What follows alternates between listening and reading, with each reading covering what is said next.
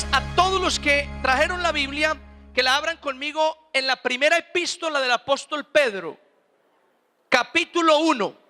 Primera epístola del apóstol Pedro, capítulo 1. Vamos a leer el versículo 8 y 9. Primera epístola del apóstol Pedro, capítulo 1, versículo 8 y 9. A quien amáis sin haberle visto, en quien creyendo, aunque ahora no lo veáis, os alegráis con gozo inefable y glorioso, obteniendo el fin de vuestra fe, que es la salvación de vuestras almas. Quiero que cierres sus ojos conmigo un momento. Permítame hacer una oración. Padre, yo te doy muchas gracias por esta palabra y también te doy gracias por el privilegio que me otorgas de compartir el mensaje de salvación y de vida esta noche con la iglesia. Espíritu Santo, yo te ruego que se transmita tu palabra y tu poder, pero que mi humanidad no se transmita a tu iglesia, a tus hijos, a tu pueblo en ninguna manera, Señor. Permite, Dios mío, que la unción del Santo que nos enseña todas las cosas esté con nosotros esta noche, alumbrando los ojos de nuestro entendimiento y permitiéndonos comprender esta palabra. Te lo pido, Dios mío, en el nombre de Jesús. Amén. Mis queridos hermanos, el mensaje de esta noche se llama Sin haberlo visto. ¿Cómo se llama este mensaje? Sin haberlo visto. Levante su mano derecha como una declaración así de fe y diga conmigo: sin haberlo visto. Aquí estoy. Oye, aquí estoy sin haberlo visto. Amén. Baje su mano. De eso vamos a hablar esta noche. El mensaje se llama Sin haberlo visto. Escuchen esto. Una profesora llegó al salón de clases y le dijo a los muchachos: hoy vamos a hablar de la inexistencia de Dios, porque les aclaro, dijo la profesora, Dios no existe. Y llamando a uno de los estudiantes le dijo: póngase de pie. El estudiante se puso de pie y la profesora le preguntó: dígame, ¿usted ve el árbol que está afuera? El estudiante responde: sí, maestra, lo puedo ver. Y respóndame, ¿usted ve la hierba que está afuera? El estudiante responde: claro que la puedo ver. La profesora le dice por tercera ocasión: salga del salón y mire al cielo. El joven se fue. Unos minutos después regresa y la profesora le pregunta: cuénteme, ¿pudo ver el cielo? El estudiante responde: claro que pude ver el cielo. Y cuénteme, ¿vio a Dios? El estudiante dijo: pues no vi a Dios. La profesora dijo: ese es el punto. Hoy quiero enseñarles que aquello que no se ve no existe. Lo que existe únicamente es lo que se puede ver. En el salón había una joven cristiana que, levantando la mano, dijo: profesora, qué pena, me gustaría preguntarle al mismo compañero unas cositas. La profesora, un poco indignada, le dijo: adelante, ¿qué quieres preguntarle? Dijo: compañero, ¿usted vio el árbol? El compañero dijo: claro que lo vi. Ya le respondió a la profesora que sí. Y cuénteme, ¿usted vio la hierba? El compañero respondió: claro que vi la hierba. Y venga, ¿usted sí vio el cielo?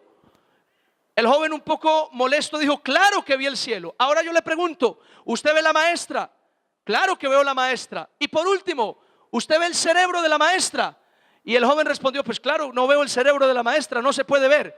Ok, dijo la joven, entonces, de acuerdo con la enseñanza de hoy, la profesora no tiene cerebro, porque según la profe, únicamente existe lo que se puede ver. Mis queridos hermanos, quiero decirles esta noche que es falso que lo único que existe es lo que se puede ver, porque en el mundo, en la vida real, hay muchas cosas que no se pueden ver, pero que existen. ¿Cuántos dicen amén a eso? Pregunto, ¿se puede ver el amor? No se puede ver el amor, pero sí existe, se siente. Amén. El amor no es algo material, no es algo que podemos ubicar en esa silla y todos observarlo, pero de que existe, existe. ¿Cuántos aman de los que están aquí? Díganme amén. Existe el amor. Existen muchas cosas que no se pueden ver. Y lo mismo sucede con el Señor. Aunque el Señor no lo podemos ver, no por eso significa que no exista. El Señor existe. ¿Cuántos dicen amén a eso?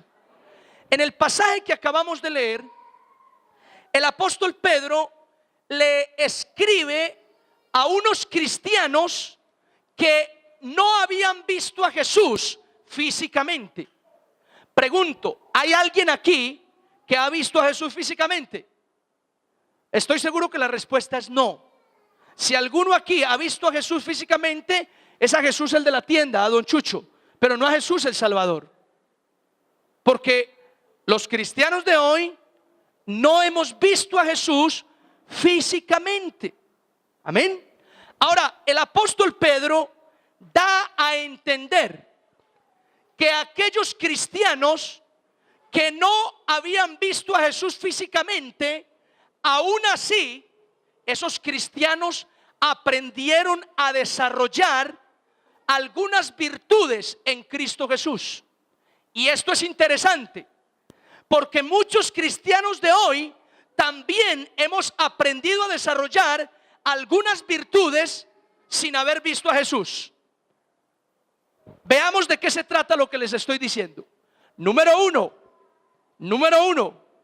el apóstol Pedro dice que los cristianos aprendieron a amar a Jesús sin haberlo visto. Yo les pregunto esta noche, ¿cuántos de los que están aquí aman a Jesús sin haberlo visto? Díganme amén.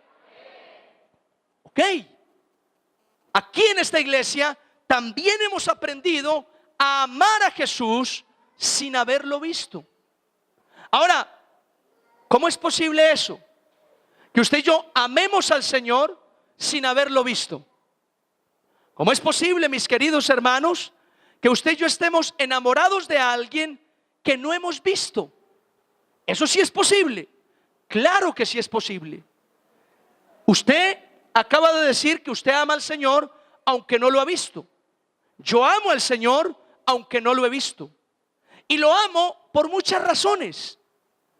Yo le pregunto esta noche, ¿cómo no amar a Dios? Si el Señor, a pesar de nuestros problemas, de nuestras dificultades, de nuestras adversidades, siempre nos da la victoria. ¿Cuántos dicen amén a eso? ¿Cómo no amar al Señor? Si a pesar de nuestros pecados que son terribles, el Señor nos da su perdón cada día. ¿Amén o no? ¿Cómo no amar al Señor si Él vino a morir en la cruz por nuestros pecados para darnos salvación y vida eterna? ¿Cómo no amar al Señor? Mira que está a tu lado y pregúntale, ¿cómo no amar al Señor? No importa que no lo veas, ámalo. Yo recuerdo que un ateo,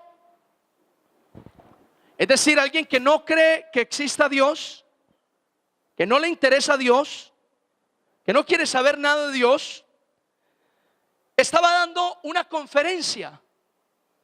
Y en la conferencia proclamaba que Dios no existía. Incluso este ateo, mientras proclamaba que Dios no existía, retaba al público y le decía: alguien de ustedes que crean Dios, que venga y me demuestre que Dios sí existe. Y la gente callada. Sin embargo, un borracho que se convirtió al evangelio se puso de pie, subió a la tarima, sacó una naranja, comenzó a pelarla. Después de pelarla se la comió. Y cuando terminó de comérsela le preguntó al ateo: dígame, ¿cómo estaba esa naranja? Y el ateo furioso le dijo: no sea idiota, ¿cómo voy a saber cómo estaba esa naranja si no la he probado? Y aquel hombre le respondió: ¿y usted cómo sabe que Dios no existe si no lo ha probado? Pruébelo. La Biblia dice en el Salmo 34 versículo 8: gustad y ved que el Señor es bueno. ¿Amén o no? ¿Cuántos han gustado la bondad del Señor en este lugar? Amén. Ahora, usted y yo que hemos gustado de sus bendiciones, cuando digo gustado me refiero a probado. Usted y yo hemos probado de sus misericordias, hemos probado de sus bendiciones, hemos probado de sus favores, hemos probado de sus bondades. Entonces, ¿cómo no amarlo? ¿Cómo no amar al Señor si Él nos ha dado tanto? Amén. Dice Pedro que los cristianos amamos al Señor Jesús sin haberlo visto. Amén. Ahora la pregunta es, ¿cómo se ama al Señor? Mira el que está a su lado y hágale esa pregunta. Dile, ¿cómo se ama al Señor? Según la Biblia, existe una sola manera de amar a Dios. Evangelio de Juan. El Señor Jesús dijo: el que tiene mis mandamientos y los guarda, ese es el que me ama. Versículo más adelante dice: el que me ama, mi palabra guardará. ¿Eso qué significa, pastor? Eso significa, según la Biblia, que la única manera de amar a Dios es con obediencia. Ahora mírenme acá. Si usted no obedece a Dios, usted no lo ama. Diga, ay, ay, ay. Le repito eso. Si usted no obedece a Dios, usted no lo ama. Pastor, pero yo siento que sí. Yo no sé qué es lo que usted siente, pero la Biblia siente que no.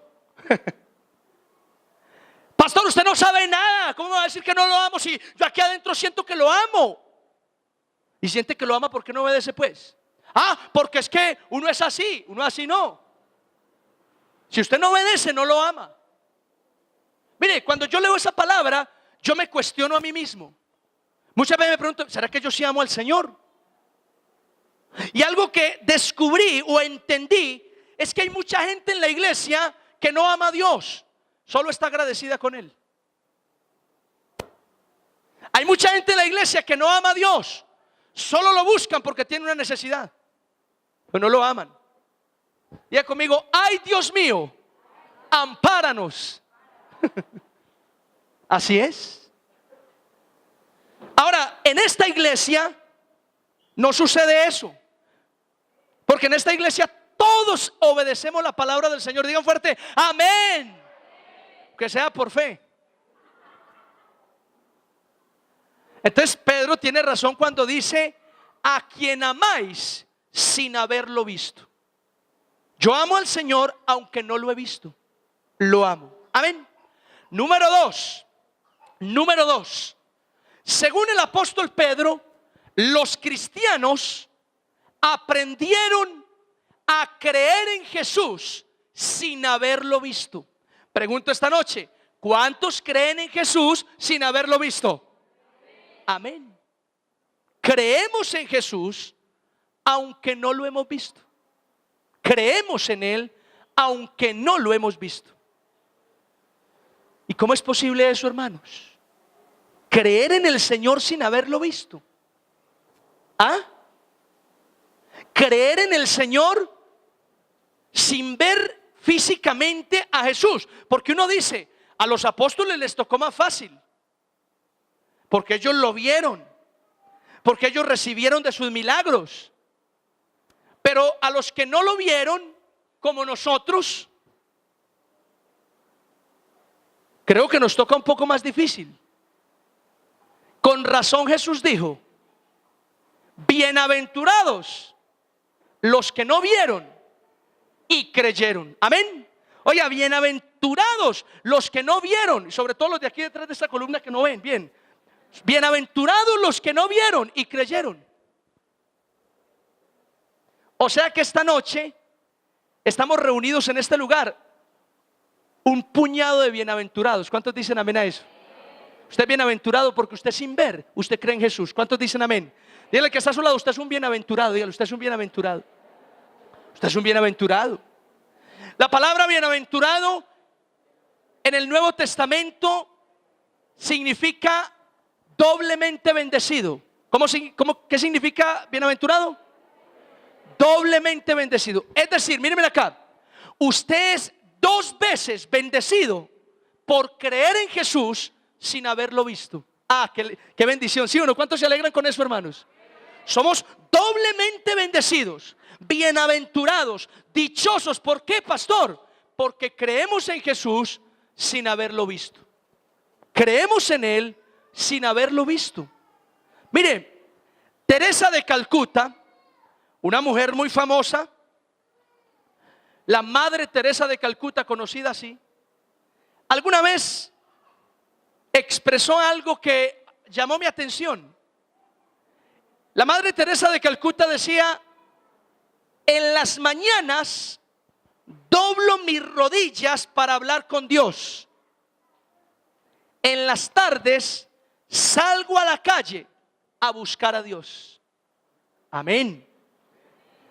Aunque no vemos a Dios físicamente, bueno, usted y yo tenemos que aprender una cosa: que a Dios lo vemos en el hermano. ¿Cuántos dicen amén?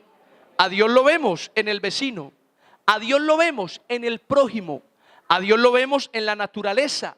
A Dios lo vemos en distintas situaciones. ¿Cuántos dicen amén? ¿Sí o no? Para mí es muy difícil creer en las otras teorías que existen sobre la creación o la formación del universo.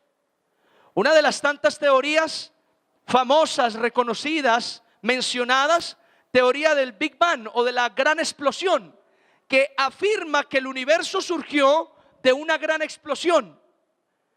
Y a mí me cuesta creer eso. Es más, aquellos de esa teoría me parece que necesitan más fe para creer en esa teoría que para creer que simplemente Dios creó al ser humano, creó los cielos y la tierra y creó todo lo que existe. ¿Sí o no, hermanos? Ahora, si el Big Bang fuera real, la gran explosión traduce Big Bang. Es muy extraño que este planeta tan hermoso, con paisajes tan maravillosos, cascadas perfectas, la naturaleza es asombrosa, todo en este planeta tiene un orden. ¿Están de acuerdo conmigo, sí o no? Tiene una sinfonía perfecta, una asimetría perfecta. Todo en la creación es perfecto. Ahora, una gran explosión no puede crear orden. Una gran explosión lo único que provoca es desorden, desastres. Si aquí activamos una bomba y yo les digo: muchachos, no huyan, porque esta explosión va a dejar todo organizado, así que no hay problema, quédense ahí. Eso es absurdo, hermanos. Una explosión en este lugar no deja sino ruinas, escombros y cosas fatales. ¿Será que este planeta, este universo fue creado de una gran explosión? No lo creo. Creo que tuvo que haber, o que tuvo que existir la mano de un autor, de alguien superior, de una inteligencia mayor a todas, que le dio forma a este planeta, que le dio forma a los seres vivos, sean animales, el ser humano, que le dio forma, espíritu, que le dio todo lo que existe a esta creación. ¿Cuántos dicen amén a eso? Ahora, creemos en el Señor, aunque no lo vemos. Hemos desarrollado el principio de la fe. Creemos en Él sin haberlo visto. ¿Cuántos dicen amén a esta palabra? Pedro dice que los cristianos de aquel entonces amaban al Señor sin haberlo visto, pero también creían en el Señor sin haberlo visto. Número tres. Según el apóstol Pedro, los cristianos aprendieron a gozarse en el Señor sin haberlo visto. Yo pregunto esta noche: ¿cuántos en este lugar se gozan en el Señor sin haberlo visto? Pero parece que no se gozan nada. Vuelvo a preguntar: ¿cuántos en este lugar se gozan en el Señor sin haberlo visto? Ese aplauso por allá todo. Bueno, sí, vamos a creerle a toda la iglesia. Vamos a creerle que nos gozamos en el Señor sin haberlo visto. Mis queridos hermanos, tenemos que gozarnos en el Señor, aunque no lo veamos.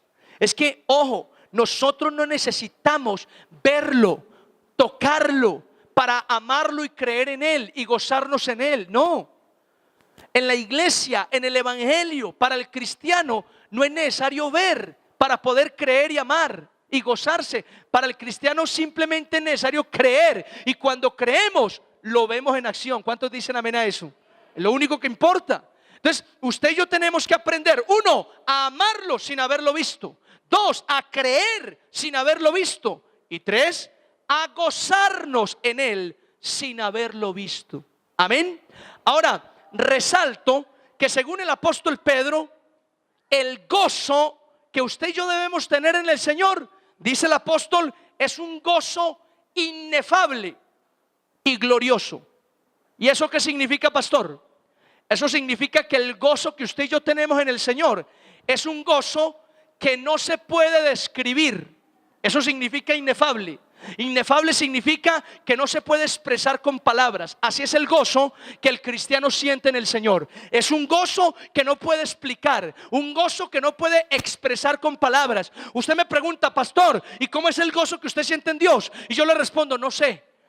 Solo sé que lo tengo, lo disfruto, lo vivo, pero no sé explicárselo. Así es el gozo que siente el cristiano en el Señor. Un gozo inefable. Y glorioso, en otras palabras, significa maravilloso. El gozo que sentimos en el Señor es maravilloso. ¿Cuántos dicen amén a esto? Y mis queridos, el cristiano necesita aprender a gozarse, pero a gozarse en el Señor. Amén. Mire que está a su lado, dígale, goces en el Señor. Amén. Gócese en el Señor. Cuando usted y yo aprendemos a gozarnos en el Señor, oiga, no importa lo que nos pase, siempre vamos a sentirnos fortalecidos, confiados.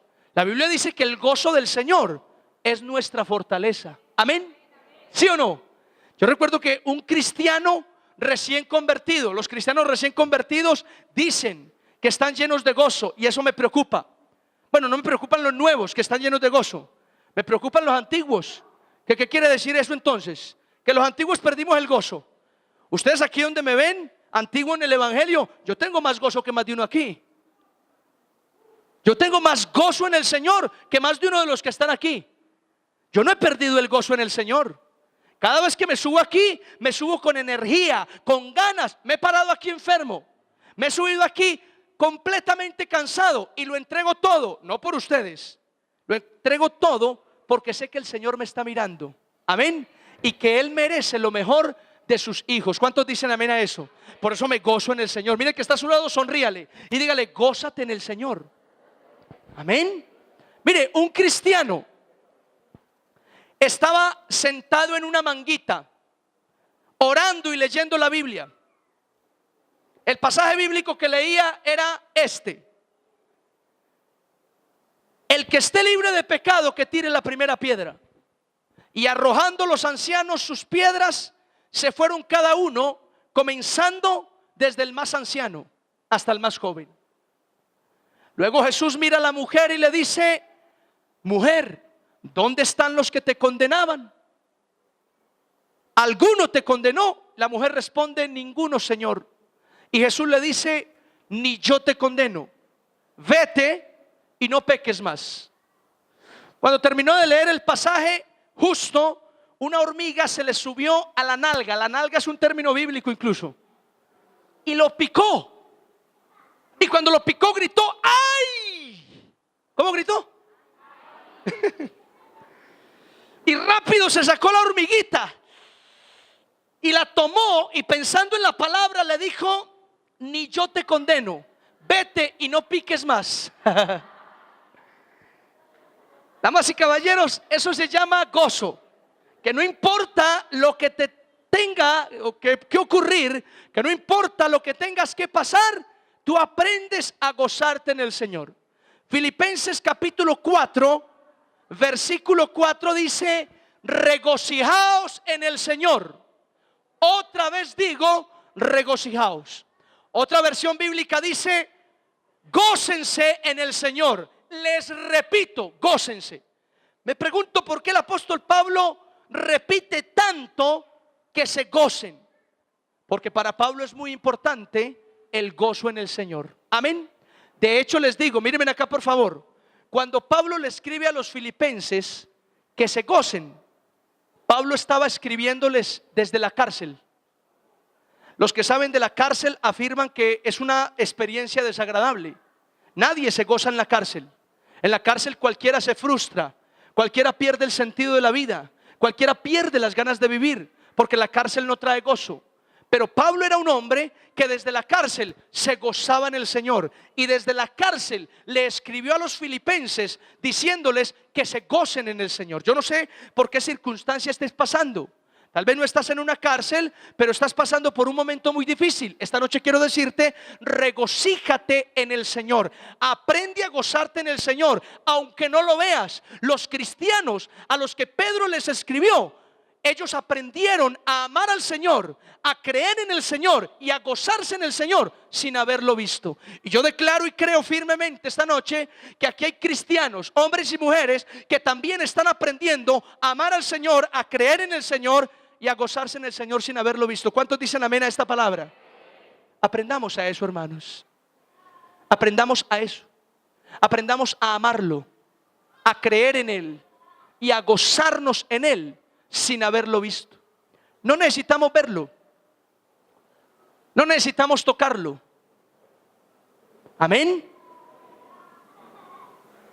No necesitamos que el Señor se manifieste aquí en carne y hueso, no.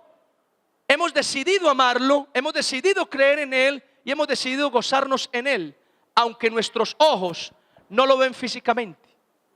Pero no te preocupes, porque el apóstol Juan dice: un día le veremos tal y como Él es.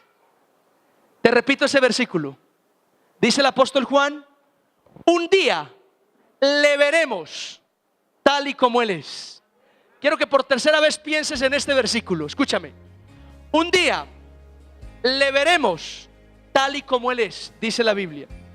Y yo no sé ustedes, yo hoy he determinado amar al Señor, creer en el Señor y gozarme en el Señor sin haberlo visto.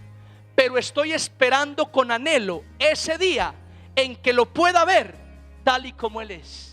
Cada vez que leo ese versículo cierro mis ojos y trato de imaginarme. ¿Ustedes no se han imaginado cómo es Jesús? Yo sé que muchos se lo han imaginado. Muchos en la mente han pensado cómo será Jesús. Pero bien, yo tengo una noticia para ti. Esa imagen que has visto de Él en tu mente no es. No es. Sin embargo, tenla ahí para que te concentres a la hora de orar. Pero un día tú y yo le veremos tal y como Él es. Y cuando pienso en ese momento en que yo pueda ver a Jesús tal y como Él es, se me eriza la piel, me dan escaramucias. Y no porque me imagine que yo lo esté viendo, sino porque me imagino que Él me va a ver frente a frente con esa mirada que solo el Señor tiene. Con una mirada que descubre todo lo que hay en mí, pero no me señala. Con una mirada que sabe todo lo que me está pasando, pero es una mirada de amor. Con una mirada que conoce todo mi pasado, presente y futuro, y al mismo tiempo me quebranta con solo mirarme. Cuando pienso en eso, hermanos, me erizo, me motivo, me inspiro.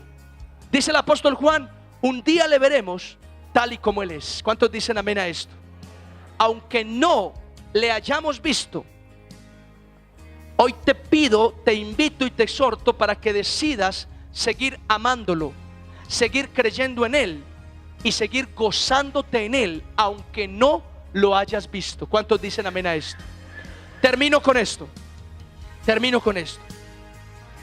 Quiero que lo escuches, por favor. Una casa se incendió y todos los que estaban en la casa lograron salir.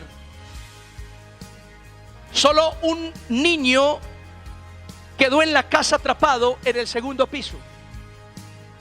Desesperado, su padre desde afuera le gritaba: hijo, salta por el techo antes de que se derrumbe toda la casa. Pero el niño le gritaba a su papá: papá, no puedo verte, las llamas están muy altas, hay mucho humo.